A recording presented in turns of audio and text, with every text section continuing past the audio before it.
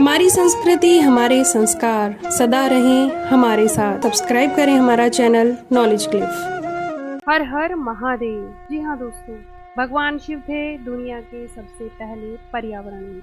हाल ही में एक research paper आया है। इस पेपर के मुताबिक शिव ने बहुत पहले ही पर्यावरण संरक्षण का संदेश दे दिया था।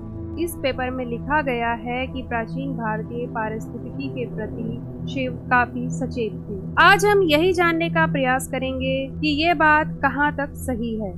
वीडियो के अंत तक बने रहिए आप मेरे साथ। इस रिसर्च पेपर में कहा गया है कि पर्यावरण की दुर्दशा आधुनिक चिंता का विषय है, लेकिन धार्मिक लोग प्राचीन ग्रंथों से इस बारे में निर्देश लेते रहते हैं। आज दुनिया भर में पर्यावरण को लेकर उथल पुथल मची हुई है। ऐसा लगता है कि लोग प्रकृति से बिल्कुल कट गए हैं। इसके परिणाम स्वरूप जलवायु परिवर्तन हो रहा है, ग्लोबल वार्मिंग और प्राकृतिक आपदाएं हमें देखने को मिल रही हैं। इसी पेपर में ये भी कहा गया है कि हिंदुत्व एक प्राचीन और विविधताओं से भरा हुआ धर्म है। इसकी काफी बड़ी आबादी द्वारा कई तरीकों से पालन किया जाता है। हालांकि सभी हिंदू मिथकों में पर्यावरण संरक्षण पर जोर दिया गया है। हिंदुओं ने काफी पहले ही इसकी महत्ता समझ ली थी। इस पेपर में शिव के 108 रुद्राक्ष की माला पहनने, उनकी जटाओं से गंगा जैसी पवित्र नदी के निकलने, उनके शेर की खाल पर बैठने, शरीर पर राख मलने और उनकी 3 आंखें होने को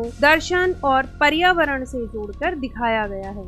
जी हाँ, इसी आधार पर आज हम ये जानने का प्रयास कर रहे हैं कि ये बात कहाँ तक सही है। बात करें हिंदू पौराणिक कथाओं की, तो उनमें भगवान शिव को अक्सर पर्यावरण के रक्षक के रूप में चित्रित किया जाता है। एक ऐसा विश्वास और धारणा जिसने कई हिंदुओं को पर्यावरण संरक्षण के प्रयासों में सक्रिय होने के लिए प्रेरित किया है। महाकाल को अक्सर पर्वतों के भगवान के रूप में जाना जाता है और उनका जंगलों, नदियों और जानवरों सहित प्राकृतिक दुनिया से अनंत संबंध बताया जाता है।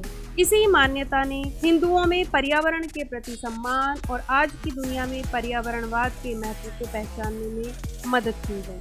महादेव और पर्यावरण से जुड़ी सबसे प्रसिद्ध कहानियों में से यह एक कथा है कि जब देवताओं राक्षसों ने अमृतत्व के लिए समुद्र मंथन किया तो एक घातक विष भी उत्पन्न हुआ जो दुनिया को नष्ट कर सकता था। देवताओं ने मदद के लिए महेश्वर की ओर रुख किया और वे दुनिया को बचाने के लिए जहर पीने के लिए भी तैयार हो गए। उन्होंने विष को अपने गले में धारण किया और तब से वे नीलकंठ के नाम से जाने गए। यह कहानी भगवान शंकर की दुनिया और उनके निवासियों की रक्षा की इच्छा को दर्शाती है। यह प्राकृतिक दुनिया के संरक्षण के महत्व पर भी प्रकाश डालता है, जो जीवन को बनाए रखने वाले संसाधन प्रदान करता है और सभी जीवित प्राणियों का समर्थन भी करता है। कहा जाता है कि सभी प्राणियों में नारायण है। इस संबंध को उजागर करने वाला एक श्लोक है, यच्च किंचित जगत सर्व दृश्यते श्रूयपि वा अंतरभिश्च तत् सर्वम व्याप्य नारायण स्थित है। इस श्लोक को अगर हम हिंदी में जाने तो ब्रह्मांड में जो कुछ भी देखा और सुना जाता है वह सर्वोच्च चेतना का प्रकटीकरण है और भगवान ही उस चेतना का एकमात्र सार है। अर्थात सभी चेतनाओं के सार के रूप में भगवान का विचार सभी जीवित प्राणियों और प्राकृतिक दुनिया के अंतर संबंध पर प्रकाश डालता है। यह प्रकृति पर जीवन को बनाए रखने के एक महत्वपूर्ण हिस्से के रूप में पर्यावरण की रक्षा के महत्व को पुष्ट करता है। इसी प्रकार शिव तांडव स्रोत को अगर हम देखें तो उसमें एक श्लोक प्रकृति से देवता के संबंध पर प्रकाश डालता है। जटाटवी गलज्ज प्रवाह पावित स्थले गलेव लंब लंबिताम भुजंग तुंग मालिकाम।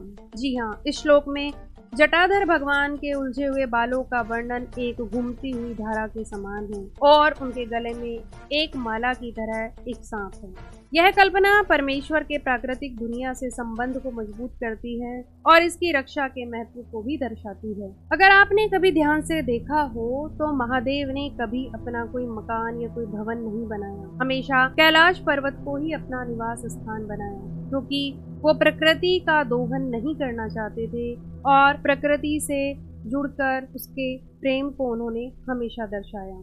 इसके साथ ही साथ अगर उनका भोजन देखा जाए तो वो कच्चा भोजन करते थे।